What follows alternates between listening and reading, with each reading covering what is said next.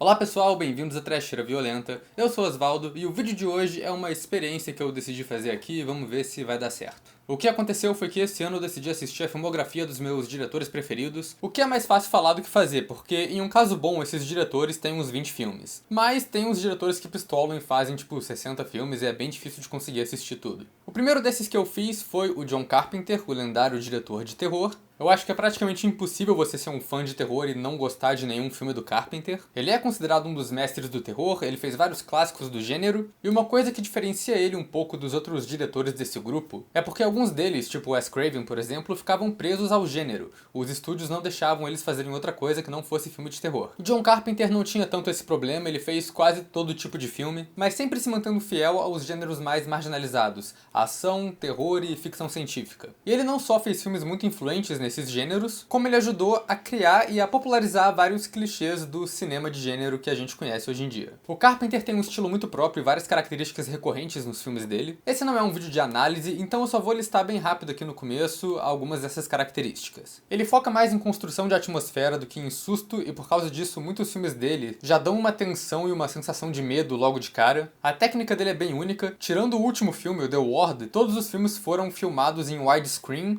em formato anamórfico, e ele gosta muito de usar planos longos e lentes grande-angulares. As tramas dele geralmente têm muitos personagens, mais do que o necessário, o que às vezes funciona a favor do filme, mas às vezes fica confuso, eu vou falar dos casos individuais. Os filmes dele geralmente têm um humor descarado, às vezes de paródia, ou às vezes é só uma alta dose de cinismo. Ele geralmente faz vilões que não falam muito, eles são silenciosos e misteriosos, e eles não têm uma motivação clara. E ou eles podem ser uma representação da maldade como um todo, ou só uma coisa mais sobrenatural mesmo. Outro tema recorrente nos filmes dele é uma temática anti-autoridade. Geralmente os representantes de governo no filme dele são, no mínimo, moralmente duvidosos. E em casos mais extremos, eles são os vilões da trama. Ele também tem essa coisa bem Hitchcock de fazer pontas nos próprios filmes, ele geralmente faz figuração ou algum papel bem pequeno. E ele também parece ser um diretor bem de boa, porque geralmente a galera que trabalha com o Carpenter trabalha em mais de um filme. Os atores são os mais óbvios. E outra característica bem marcante é que além de escritor e diretor, ele também compõe a trilha de vários dos próprios filmes. Isso é uma coisa que todo mundo sabe, inclusive hoje em dia ele nem dirige mais filme faz 10 anos, mas ele continua lançando música e fazendo turnê tocando música por aí. Ele praticamente inventou o gênero do horror synth, e todas as trilhas dele, até nos piores filmes, acabam sendo muito boas. E agora vamos pro ranking. Eu assisti todos os filmes, foram 20, mas eu ainda adicionei a antologia Body Bags, que ele dirigiu 2 dos 3 curtas, e os 2 episódios que ele dirigiu pra série Mestres do Terror, que são média-metragens. Mas antes de falar de tudo isso, vou pedir pra vocês se inscreverem no canal, se vocês não forem inscritos ainda. Comentem aí embaixo quais filmes do Carpenter vocês já assistiram, seu ranking talvez, se você tiver paciência de fazer um. E claro, deixem recomendações de outros filmes pra gente falar aqui no canal,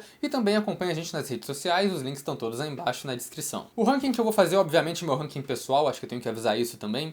Eu não tô colocando os filmes de acordo com o mais influente ou o melhor filme tecnicamente até, é só o quanto eu gosto mais de cada filme mesmo. E o propósito aqui não é fazer uma análise igual eu faço nas retrospectivas, eu vou só mencionar um pouquinho de cada um e falar porque eu coloquei ele em tal posição. E eu também queria dizer antes de começar que eu não odiei nenhum filme aqui. Eu acho que o Carpenter não fez nenhum filme ruim. Filme trash e filme zoado? Sim, tem alguns. Mas no mínimo eles são divertidos. E agora vamos pro ranking, começando pelo último, 23º lugar, que é Pro-Life de 2006. Pro-Life é o episódio que o Carpenter dirigiu para a segunda temporada de Mestres do Terror, e eu acho que de longe é a coisa mais zoneada que ele já fez. A história em si é uma ideia ok. É uma garota que tá grávida do demônio, que vai pra uma clínica de aborto, e o pai dela, que é um religioso conservador, quer invadir o lugar pra salvar o bebê, que ele acha que é o filho de Deus, não do demônio. O Ron Perlman interpreta esse pai, que é o vilão da história, e ele tá muito bem aqui, mas o roteiro é bem inconsistente. Esse personagem tem uma motivação principal bem clara, que é tirar a filha dele da clínica, mas do nada na metade do filme ele para pra ficar torturando uns personagens aleatórios, esquece disso,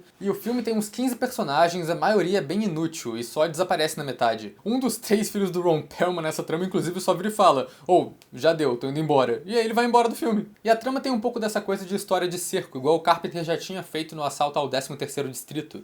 Mas esse episódio fica só parecendo uma oportunidade perdida de fazer uma situação de cerco, sei lá, coerente. No final tem uns efeitos práticos de bebê, criatura, aracnídea e demônio gigante que são muito bons e que salvam um pouco do filme. No final eu não acho ele horrível, mas eu acho que sem dúvida é o filme mais fraco do Carpenter. Memórias de um Homem Invisível, de 1992. O longa-metragem que eu coloco em último lugar na lista é um que ninguém nem lembra que existe. É um filme de ficção científica, talvez meio comédia romântica. Esse filme é perfeitamente ok. É isso que dá pra falar dele. Ele, na real, tem uns efeitos excelentes de invisibilidade e tem uns cenários muito bons com isso. Mas eu acho que é basicamente nisso que ele se destaca mesmo. A história não é ruim, ela só é meio genérica. Ao contrário da maior parte de filmes sobre homens invisíveis, ele não fica louco ou do mal e começa a fazer um monte de merda. Ele só tá confuso e tentando entender o que tá acontecendo com ele, ao mesmo tempo que tem aquele arco de personagem clássico de comédia romântica, que o cara é um executivo mala que sofre uma mudança radical e aprende a ser uma boa pessoa. Esse é o filme do Carpenter com menos cara de filme do Carpenter, porque ele não teve muito controle criativo aqui. Quem tava mandando no negócio todo era o Chevy Chase, a estrela do filme, e acho que o próprio Carpenter já declarou que esse é o filme dele que ele gosta menos. Fantasmas de Marte, de 2001. Fantasmas de Marte é com certeza o pior filme do Carpenter tecnicamente. Eu só não coloquei ele em último porque ele é um filme bem divertido, bem trashão mesmo. E é um filme bem a cara dos anos 2000. Filme de ação ficção científica que tem um grupo de soldados futuristas presos em uma situação mortal, meio Resident Evil, meio filme do Doom. E que, pra falar a verdade, a ambientação de Marte desse filme e dos zumbis que atacam a galera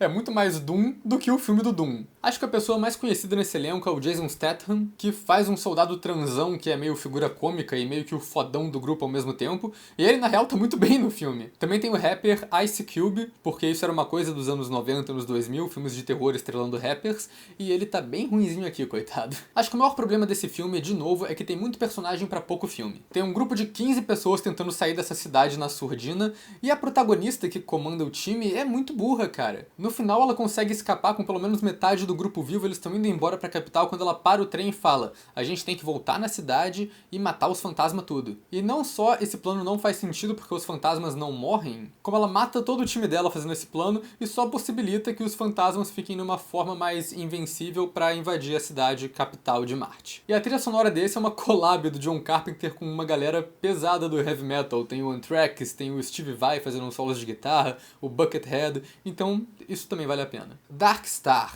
de 1974. Dark Star é o primeiro filme do Carpenter e é uma ficção científica que eu nem sei se dá pra chamar de comédia, apesar dele ser razoavelmente cômico. Porque quando você pensa em filme de comédia, você pensa num humor mais escrachado, e esse filme é muito mais cínico. A história é sobre um grupo de astronautas que tá numa missão meio irrelevante no espaço há muitos anos e tá completamente entediado. A cena mais memorável do filme é quando um deles sem querer solta um alien na nave e tem que caçar o alien, que é uma bola de praia com umas pernas. E esse cara é interpretado pelo Dan O'Bannon, que é o cara que escreveu o roteiro não só desse filme, mas também de Alien, o Oitavo Passageiro, e que escreveu e dirigiu O Retorno dos Mortos-Vivos, então olha só. Esse é um filme bem curioso, bem atmosférico, que é um dos filmes mais lentos do Carpenter, o que já diz muita coisa. Eu acho que a maioria das pessoas que assistir ele vai só achar ele chato mesmo, mas eu achei legal, eu acho que foi um bom primeiro filme, mas que com certeza não chega nem perto do resto da filmografia. Elvis, de 1979. Eu não sou muito fã de cinebiografias, a maioria delas eu só acho chata e mais do mesmo. E aí temos Elvis, um filme feito pra TV com 3 horas de duração, que conta a história da vida do Elvis Presley, que aqui tá sendo interpretado pelo Kurt Russell em uma atuação muito boa. O filme não virou muito a minha opinião, eu ainda acho cinebiografia bem chato, mas essa pelo menos foi bem feita. Não tem nada que você já não espere que aconteça aqui. É o mesmo modelo de qualquer cinebiografia de rock que você vai ver na sua vida. O garoto muito talentoso que ninguém dá bola, o executivo que fala que ele nunca vai ter sucesso e fala pra ele desistir da carreira, mas aí alguém acredita nele e dá uma oportunidade, então ele decola muito rápido e fica muito famoso,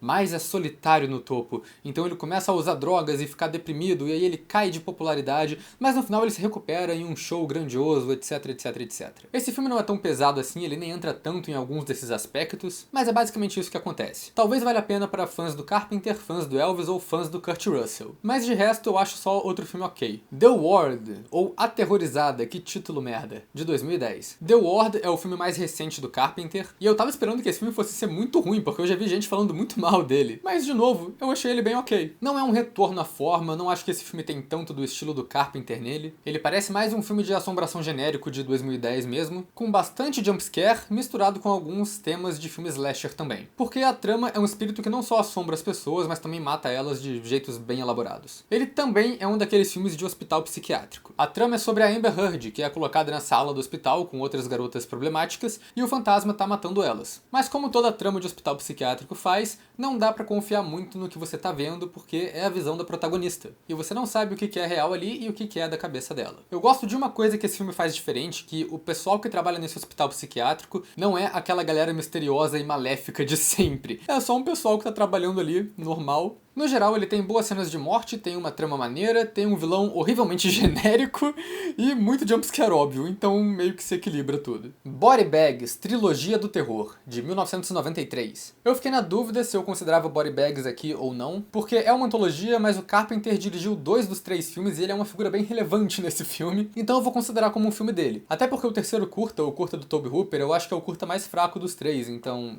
fazer o quê? Assim, os curtas nem são tão grandes coisas como um todo. Os 2 do Carpenter também são bem básicos. O primeiro é sobre um serial killer num posto de gasolina, que é o mais divertido deles. E o segundo é sobre um cara que faz uns transplantes de cabelo que acaba sendo infectado com criaturas alienígenas. E ele vai um pouco mais pro lado do body horror, mas não tanto assim, acaba sendo meio esquisito, mas um pouco esquecível também. O primeiro eu acho que é o melhor porque ele tem uma reviravolta legal, bem construída, ele tem uma tensão ali, e ele tem umas pontas de gente conhecida do terror atuando. O Wes Craven faz um personagem, o Sam Raimi faz um personagem. Mas na real, essa antologia não é nem memorável pelos curtas.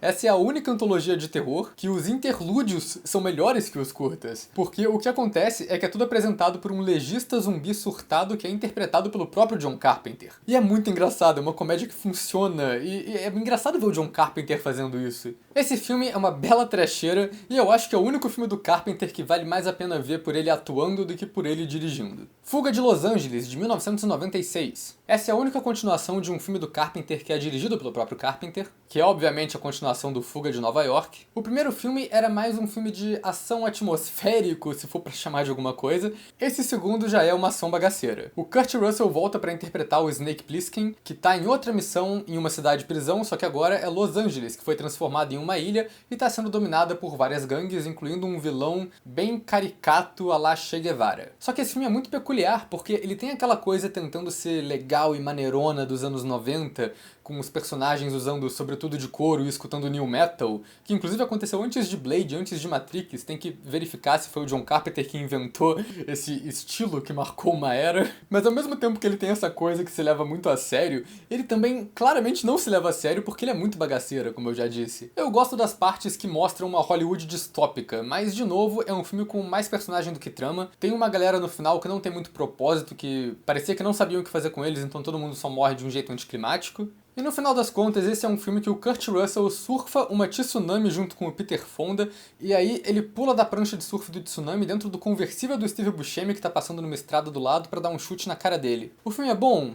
Não é muito bom, mas é uma boa trecheira. Cidade dos Amaldiçoados, de 1995. E agora a gente entrou em território de remake. O Carpenter fez um dos melhores remakes da história do terror com o The Thing, então nos anos 90 colocaram ele pra dirigir um remake de Aldeia dos Amaldiçoados, que era um filme dos anos 60. Eu vi o filme original primeiro, alguns anos atrás. Pelo que eu lembro, eu acho que a grande falha do Carpenter aqui foi fazer um filme parecido demais com o original. O remake tem umas subtramas a mais, tem uns lances da criança alienígena que é a boazinha, que eu acho que não tem no primeiro. Mas no fim das contas acaba sendo só um repeteco colorido. O elenco tá muito bem, com o Christopher Reeve e o Mark Hamill, tirando alguma das crianças alienígenas que tem umas atuações meio qualquer coisa e umas perucas bem óbvias, mas eu acho que no final o problema desse filme é que ele só é desnecessário mesmo. E eu também acho que a primeira parte é muito mais memorável, quando tem o lance da cidade toda desmaiar e rola uma investigação, essa parte mais Twilight Zone, mas depois que as crianças alienígenas superpoderosas entram em jogo, o filme vira um slasher sobrenatural com umas cenas de morte boas, mas é aquilo, é um remake que não tem muito de novo pra mostrar. Alguém Me Vigia, de 1978. Alguém Me Vigia é outro filme bem esquecido do Carpenter. É um suspense feito direto pra TV sobre um psicopata obsessivo que vira um stalker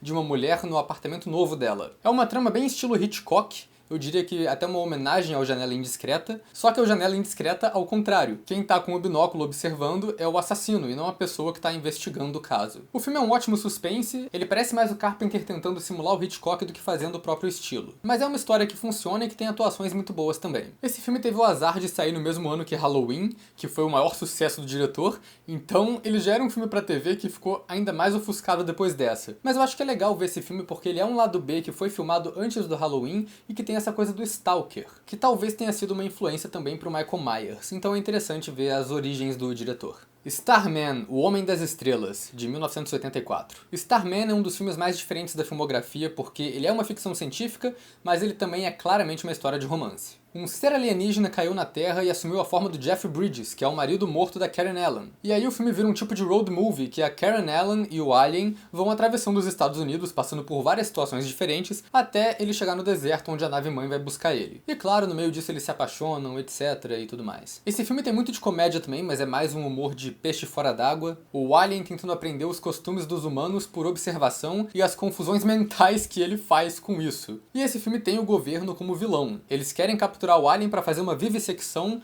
porque sim, porque é isso que fazem com aliens, aparentemente. Mas eu acho que pra um filme do Carpenter ele acaba sendo polido demais, falta um pouco do cinismo. Esse filme ele com certeza fez como diretor contratado por um estúdio que queria uma coisa mais Spielberg. Um filme bonitinho, e eu acho muito engraçado como eles tentam mostrar isso o tempo todo, como o povo americano é um povo super amigável e super solícito pra ajudar qualquer estranho, até quando isso não faz sentido nenhum e aquelas pessoas não deviam se meter. Tem uma cena aqui que a Karen Allen viram pra um completo estranho que ela acabou de conhecer, provavelmente faz uma pergunta desse tipo: aí, tu quer tacar fogo num barril de querosene e causar uma explosão no meio do deserto pra fazer todo esse bloqueio militar com 4 tanques, 50 viaturas e 2 helicópteros indo atrás de ti em uma perseguição em alta velocidade? E o cara aparentemente só responde: pô, me dá o fósforo e vambora. Mas Starman é um bom filme, é bem dirigido e importante, tem uma atuação excelente do Jeff Bridges, que na real até concorreu a um Oscar. Esse foi o único filme do Carpenter que já chegou perto de algum Oscar por causa disso. Eles Vivem, 1988. Agora a gente já tá entrando em território de cult classic e provavelmente vai ter gente pistola nos comentários reclamando que Eles Vivem não chegou nem no top 10. E esse filme é um belo episódio de Black Mirror, uns bons 25 anos antes de Black Mirror. É um filme com um visual bem característico e a história é sobre o Rod Piper, que coloca um óculos escuro que permite que ele veja as forças alienígenas que mandam na Terra e escravizam os humanos com propaganda. Eu acho que é o filme mais anti-autoridade do Carpenter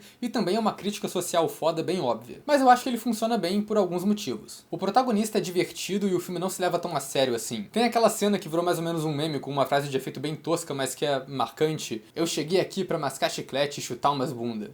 E acabaram os chicletes. É ruim, mas é bom e é autoconsciente, com certeza uma piada com os filmes de ação, com os grandes heróis de ação dos anos 80. O segundo é o que tem uma das melhores cenas de luta improvisadas na história do cinema, que o Keith David e o Rod Piper só começaram a cair na porrada de brincadeira e acabou sendo uma luta muito extensa, mas que é muito boa. E o terceiro motivo é que o visual dos aliens é muito icônico e vira e mexe eles são referenciados em algum lugar inusitado. E eu gosto muito dessa trama toda de conspiração, tem até um quê de distopia nesse filme. Eu acho que ele tem alguns problemas de ritmo, não acho que ele é um dos melhores do Carpenter, mas acho que é um ótimo filme. A Bruma Assassina, 1980. The Fog, outro cult classic. Esse é um dos filmes de terror do Carpenter que menos acontece coisa na real, mas eu gosto dele, de novo, pela atmosfera. O filme é sobre uma névoa cheia de fantasma vingativo que assombra uma cidade pequena costeira. E ele tem cenas muito boas com a névoa e os fantasmas. O capitão deles, o Blake, aparecendo na igreja no final, é um visual bem marcante. Tem até um pouco dessa coisa do tubarão do Spielberg, de você não mostrar o perigo na maior parte do tempo, porque o que aparece mais nesse filme é só a névoa com alguns pedaços dos zumbis lá e eles só aparecem mesmo no final do filme. E eu acho que isso tudo funciona também, tem muita tensão. A personagem da Adrienne Barbeau é uma DJ da rádio local que fica no farol e usa o rádio pra avisar do avanço da névoa, e os personagens que estão na cidade usam isso pra tentar desviar e não passar por dentro dela. Tem umas boas sacadas aqui. Mas de novo, eu acho que esse é um filme que tem um elenco muito bom, mas que tem muita gente perdida aqui. A Jamie Lee Curtis do Halloween e a mãe dela, a Janet Leigh do Psicose, estão nesse filme e nenhuma das duas faz nada. E eu acho que os fantasmas da névoa também não tem uma regra muito específica. Eles querem vingança do pessoal da cidade porque esse pessoal matou eles no passado. Mas tem cena que eles estão atrás de gente específica, tem cena que eles matam qualquer um mesmo e foda-se. E eu acho que isso faz parte um pouco desse vilão misterioso e silencioso do Carpenter, mas acho que isso talvez seja mal explicado. Vampiros, de 1998. Vampiros é um filme até meio difícil de classificar. É uma ação terror neo-faroeste de vampiros E eu acho um filme irado. Esse filme pegou o clichê dos vampiros que estava voltando nos anos 90, aqueles vampiros aristocráticos, e virou de ponta cabeça, transformou nos vampiros heavy metal. O vampirão do mal nesse filme tem um visual que deixa o Drácula 2000 com inveja, e o nome dele é Valek, ou seja, a freira também é uma farsa. Acho que o que eu gosto mais nesse filme é a construção de mundo e as regras como os vampiros funcionam. A cena inicial é a equipe de caçadores de vampiros matando um ninho de vampiro inteiro, e todos eles são caçadores oficiais contratados pelo Vaticano para matar vampiro na surdina. E eu geralmente nem gosto de série de TV baseada em filme, mas esse é um filme que eu gostaria de ver virando uma série. Até porque todo o time de especialistas é assassinado bem rápido pelo vampirão, e a grande trama do filme é o Videodrome buscando vingança. A Cheryl Lee do Twin Peaks também tá nesse filme, ela tá bem surtada, que ela vai sendo lentamente transformada em um vampiro, que tá muito bem. E aliás, todos os personagens são bem carismáticos e carregam bem essa trama. Eu acho que Vampiros é um dos filmes mais divertidos do Carpenter, um dos melhores dele dos anos 90, e acho que é um filme muito bom de verdade. O Príncipe das Sombras, 1987. Esse é o primeiro filme da trilogia do Apocalipse. É uma trilogia temática do Carpenter de filmes sobre entidades cósmicas. E esse é outro filme que consegue tirar leite de pedra, porque ele é muito tenso sem mostrar muita coisa pela maior parte dele. De novo, é a atmosfera. Logo no começo tem esses planos da igreja com a trilha do Carpenter de fundo, e isso já é mau presságio o suficiente pra você ficar tenso. A trama é bem estilo Lovecraft. É um grupo de estudiosos que se juntam em uma igreja para estudar um fenômeno esquisito que tá rolando com uma jarra de gosma verde celestial. Essa gosma, na real, é uma forma líquida do próprio Satã, que começa a possuir e matar o grupo de investigadores um por um. Esse é outro filme que tem um elenco enorme, mas nesse eu gosto do número de personagens, eu acho bem equilibrado, porque não só tem mais gente pra ser possuída e aumentar a ameaça do lugar, como justifica um pouco a galera desaparecer e as pessoas demorarem pra notar, porque tem 18 cabeças nessa igreja e todo mundo acabou de se conhecer. Isso é até uma piada recorrente do filme, que ninguém reconhece o nome da primeira mulher que é a possuída. E esse é um daqueles filmes que é difícil de adivinhar quem sobrevive no final, com certeza não são as pessoas que você acha que vão sobreviver. E também é o filme que tem o Alice Cooper interpretando um mendigo possuído que mata um cara com um pedaço de bicicleta quebrada. Fuga de Nova York, de 1981. Fuga de Nova York é outro cult classic. Eu acho que ele é mais uma ficção científica com elementos de filme de ação e de filmes distópicos. E pra falar a verdade, eu acho que esse é um dos melhores filmes distópicos que tem por aí. Eu diria até que o Snake Plissken é tipo o Mad Max dos Estados Unidos. A ideia aqui é que a ilha de Manhattan foi toda transformada em uma prisão, o governo só joga os prisioneiros lá e eles que se virem, mas aí o presidente dos Estados Unidos cai nessa ilha e o governo contrata o Snake Plissken pra resgatar ele. O filme tem um elenco foda, de novo. Kurt Russell, Donald Pleasence, Adrienne Barbeau e o Isaac Hayes fazendo um vilão. Eu acho que muita gente vai ver esse filme esperando um filme de ação estrondoso, porque o Snake Plissken tem esse visual, ele é reconhecido como esse cara fodão de filme de ação, mas acho que na real ele tá mais próximo de um filme de 007, com o Snake tentando fazer a missão dele mais na furtiva. Então, de novo, ele se destaca mais pela atmosfera, pela ambientação distópica e pela técnica. É um mundo muito bem construído, com personagens carismáticos e uma direção muito boa. Assalto ao 13º Distrito, de 1976. Esse é o segundo longa do Carpenter, mas foi o primeiro que realmente chamou a atenção. O Assalto é uma história de cerco. Um grupo de personagens presos em uma delegacia de polícia abandonada que está sendo atacado por uma onda infinita de traficantes e bandidos, que é uma homenagem do Carpenter aos filmes de faroeste antigos. Porque essa é uma trama bem faroeste também. Eu gosto bastante da estrutura de roteiro dele, que começa mostrando várias histórias com personagens diferentes que não são relacionadas, até que em uns 30 minutos de filme tudo se concentra nessa delegacia. E acho que esse é um dos filmes do Carpenter com mais ação também, e ele faz isso muito bem. É uma mistura muito boa de tiroteios com cenas de suspense, e de novo, com personagens bem estabelecidos e bem carismáticos. Eu acho que funciona bastante. Cigarette Burns, de 2005. Esse é o episódio da primeira temporada de Mestres do Terror que foi dirigido pelo Carpenter. Eu acho real que Cigarette Burns é uma das melhores coisas que ele já dirigiu. Eu mencionei ele no vídeo de Antrum, o filme mais mortal de todos os tempos, ou sei lá como é que era o nome dele, e eu disse como Cigarette Burns fez essa ideia bem melhor. A trama é sobre o Norman Reedus, um cara que é contratado pelo Udo Kier para encontrar um filme perdido que é dito amaldiçoado. Vocês acharam que não ia ter Udo Kier nesse vídeo, né? Mas é claro que tem. O filme em questão se chama Le Fin Absolu du Monde. É um filme que faz as pessoas se matarem, causou um caos em um festival e foi queimado pelas autoridades. Mas na real não foi, a cópia original existe ainda, e o filme é essa investigação do Norman Reedus tentando encontrar esse filme. E é tudo muito bem feito. Esse mistério em torno do filme perdido e os efeitos sobrenaturais que ele causa. Acontece um monte de coisa esquisita com o Norman Reedus enquanto ele tá procurando. Ele tem que encontrar com umas figuras peculiares. E eu acho que eles pegam muito bem essa ideia do filme snuff, do filme proibido, e conseguem transformar tudo isso em uma trama muito boa de terror sobrenatural. Eu acho que não só é um dos melhores filmes do Carpenter, mas é disparado o melhor episódio da série do Mestres do Terror. Christine e o Carro Assassino, de 1980. 1983. E é claro que ia aparecer alguma coisa do Stephen King nessa filmografia também. Christine e o Carro Assassino foi uma junção perfeita do King com o Carpenter, e eu não li o livro do Christine ainda, mas eu achei o filme muito bom. É outro desses filmes que tá tudo certo, as atuações são boas, o design é ótimo, a figura do carro possuído é bem marcante, e tem ótimas cenas de terror, o carro em chamas andando na rua, isso é um clássico. E também tem efeitos ótimos, que pra mim foram um grande destaque do filme. A cena que a Christine se reconstrói depois que os adolescentes de 30 anos do colégio quebram ela é impressionante até hoje. Eu não sei até onde a ideia de um carro possuído pode ser assustadora ou não. Acho que depende um pouco de quem tá fazendo um filme, e aqui deu muito certo, o Carpenter realmente conseguiu fazer um carro amedrontador que tem cenas muito boas. A Beira da Loucura, de 1994. O último filme que foi lançado da tal trilogia do Apocalipse, e o segundo a aparecer aqui no ranking. A Beira da Loucura, com certeza, é o filme mais surtado dessa filmografia. Esse filme é Lovecraft e metalinguagem ligado no máximo. É até difícil falar dele sem falar muito do que acontece na trama. Ele é sobre um detetive que é contratado para investigar o desaparecimento de um escritor famoso de livros de terror, e ele acaba chegando em uma cidade isolada e esquisita pra cacete, que tem algo obviamente sobrenatural acontecendo, e no final você já não sabe mais o que é real e o que é livro. É uma loucura sem fim, como o nome bem diz. O Sam Neill faz o protagonista aqui e ele surta demais nesse filme. Ele tá muito bem, e ele ficou conhecido como o cara do Jurassic Park, mas ele é um ator com um potencial Nicolas Cage de surto muito bom também,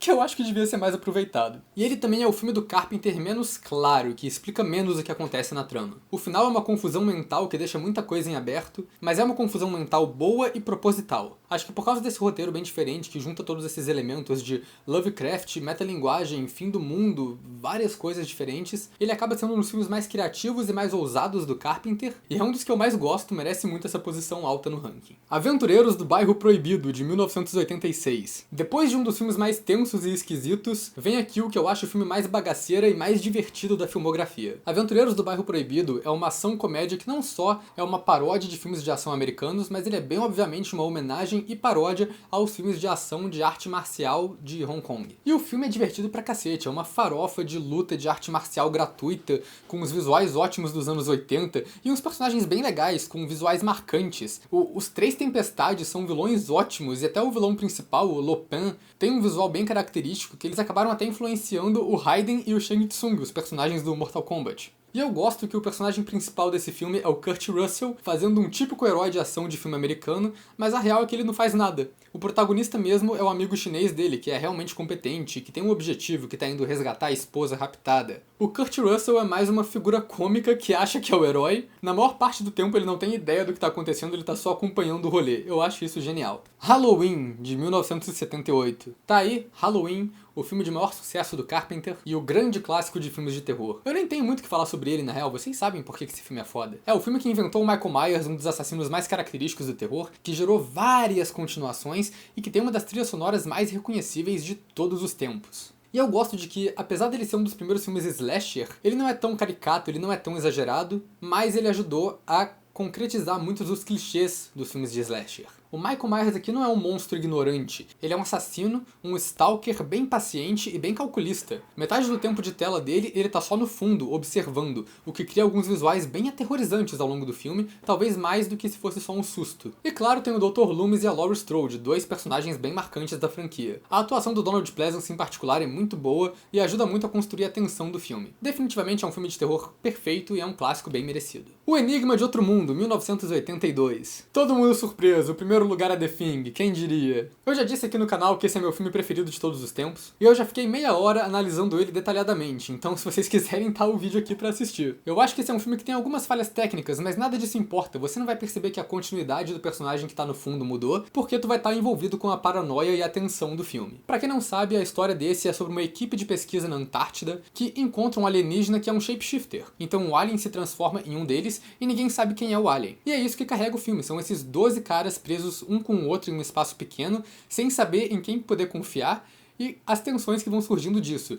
Claro, isso vem de personagens bem estabelecidos e de atores muito bons também. Tem os efeitos especiais fantásticos de transformação de alienígena, que até hoje são alguns dos melhores exemplos de efeitos práticos já registrados em câmera. Bem, gente, esse foi meu ranking de Carpenter, deve ter sido um vídeo bem longo, então obrigado por quem assistiu até o final. Eu vou terminar isso daqui pedindo pra vocês darem sugestões de outros diretores pra eu fazer isso também. É claro que vai demorar até eu lançar outro desses, e também vão com moderação, né? Não vai rolar um Hitchcock, não vai rolar um Lucio Fulci, porque essa galera pistolou e fez uma porrada de filme. Mas tem outras opções por aí remakes são bem mais viáveis. Então, pessoal, é isso e até a próxima.